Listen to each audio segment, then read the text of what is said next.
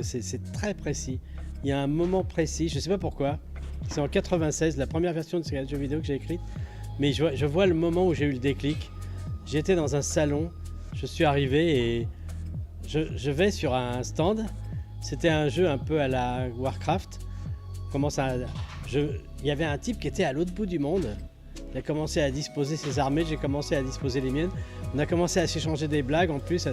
Et d'un seul coup, j'ai pris du recul par rapport à ce qui se passait. Je me suis dit, je suis en train de jouer avec quelqu'un qui est ailleurs. Je ne sais pas si c'est un homme, une femme, s'il est jeune, s'il est vieux. Et je me suis dit, je ne sais pas pourquoi à ce moment-là, je me suis dit, mais c'est complètement dingue. C'est le loisir du 21e siècle. Je me trompais un peu, ou peut-être j'étais un peu trop en avance, mais je me suis dit, c'est un phénomène, quoi. C'est du jamais vu ce qui est en train de se passer. Et ça a été l'étincelle qui a fait tout le reste du bouquin. Bon, après, on raconte, c'est juste une toute petite partie, les jeux en ligne à la fin. Mais ça a donné l'étincelle pour écrire une histoire de jeu vidéo, c'était de réaliser qu'il se passait quelque chose de dingo, quoi. Que on prend n'importe quel roman de science-fiction, on trouve aucun roman qui a été écrit par les géants de la science-fiction qui parle des jeux en ligne. C'est un truc de dingue. Personne n'avait prévu que le type, il est facteur dans la journée, il se lève, il met sa petite cravate, etc. Et puis le soir, il va être le tyran, alors que dans la journée, il se fait primer. C'est un truc de dingue. C'est Dr. Jekyll et Mr. Hyde. Enfin, ouais.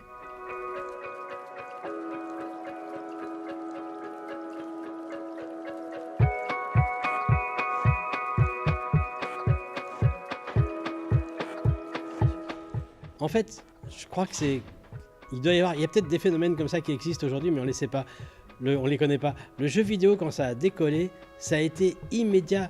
Pong, la première cabine, quand ils l'ont mis en ligne, ou je veux dire Atari quand ils ont démarré, mais les jeunes ont adhéré tout de suite. C'est comme si c'est quelque chose, il n'y a pas besoin de faire l'article.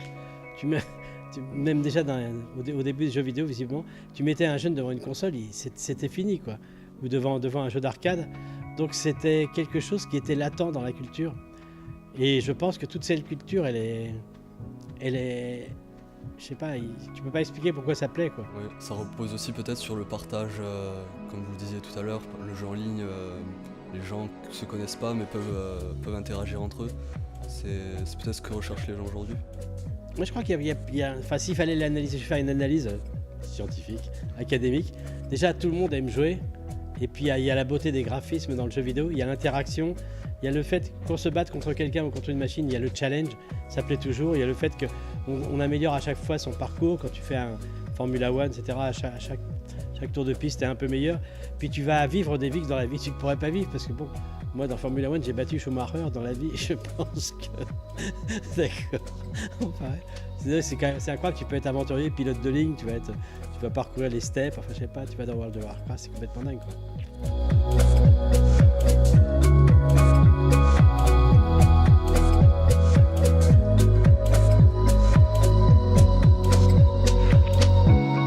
C'est-à-dire que c'est vrai que c'est devenu un petit peu la musique des parents pour les jeunes d'aujourd'hui, mais en live, c'est resté quelque chose, je veux dire un groupe de rock en live, même aujourd'hui quand on va voir les insus, c'est aussi fort que Téléphone il y a 30 ans, quoi. Je veux dire c'est insensé ce qu'un groupe de rock peut générer dans une foule, quoi. Je sais pas si vous avez été voir Téléphone depuis qu'ils sont revenus sur scène, mais c'est dingo, c'est juste dingo.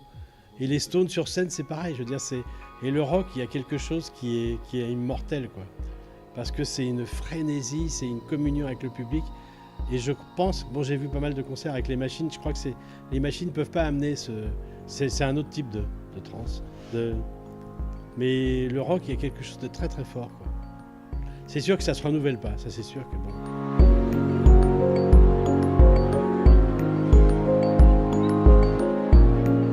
Ça je sais pas. En fait, ce qui est assez étrange, quand on voit qu'il y a un nouveau courant musical qui arrive, dans le passé, ça a souvent été lié à des nouvelles machines, des nouveaux instruments. Et c'était vrai aussi pour les musiciens classiques, quoi. Et le rock, mine de rien, c'était l'électrification de la guitare. C'est Les Paul, etc., qui a fait ça dans les années 50. Ça a donné le rock'n'roll, ça a donné ses formations, mais c'est l'électrification. Après, quand il y a eu les synthés, il y a eu Jean-Michel Jarre, Vangelis, etc. Et il y a un souci, c'est que c'est vraiment bizarre, j'arrive pas à comprendre. Il n'y a pas de nouveaux instruments. Si, j'ai vu récemment, il y a des nouveaux instruments comme Artiphone, il y a de nouveaux types d'instruments. Il y a peut-être des nouveaux Jimi Hendrix qui vont arriver grâce à ça. Maintenant, parce qu'on voit des boules, etc., où les gars, ils mettent la main autour, il y a des nouveaux types de claviers, donc peut-être que là on va avoir une nouvelle émergence, mais c'est souvent lié à des nouveaux instruments.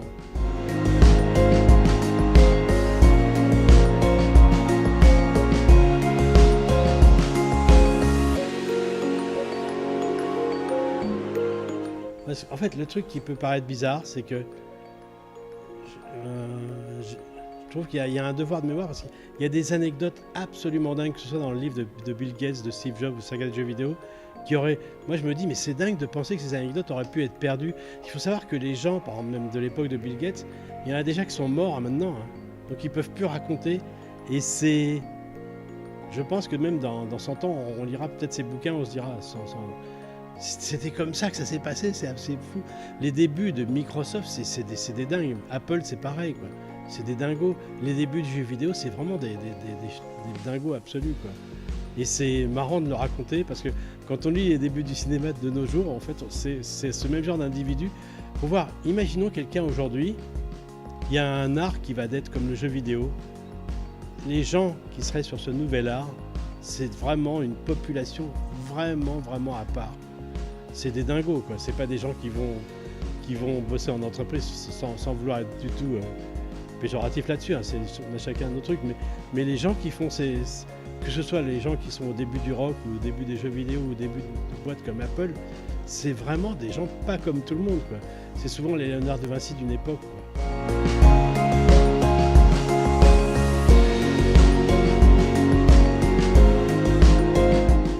Je pense que déjà il y a déjà eu le livre, il y a déjà eu le film là, qui était pas mal. Oui, c'est vrai. Et puis, moi, c'est pas forcément pour prendre le train en marche. Je sais pas, c'est des déclics. Je sais pas. Et puis c'est des opportunités. C'est pas pour faire des livres pour faire des livres. Oui. Là, Elon Musk, je trouve, aurait été intéressant. Bizarrement, j'avais envie vers 2009 plutôt, c'était de faire Britney Spears, mais il n'y a aucun éditeur qui voulait. Mais je sais pas. En fait, quand tu fais un livre, tu vas être pendant un an avec une personnalité. Tu as envie de autant s'amuser, quoi. Bah oui. Si c'est les Rolling Stones, c'est fun, quoi. Oui. Je dis, bon, c'est dur pour la famille parce que pendant 6 mois, ils entendent ça du matin au soir.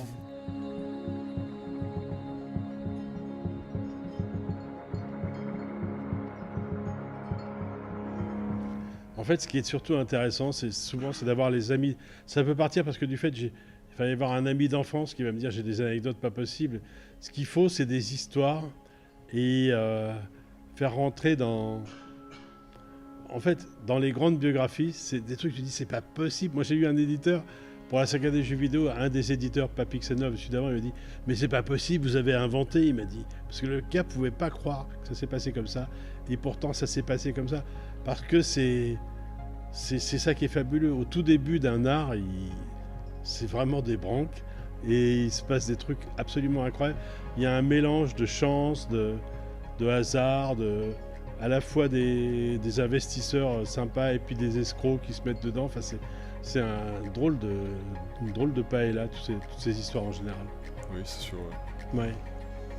Bon, bah, on a fini. On a fini ? Bah voilà. Ouais, je vous remercie Ok. pour cette interview. Merci.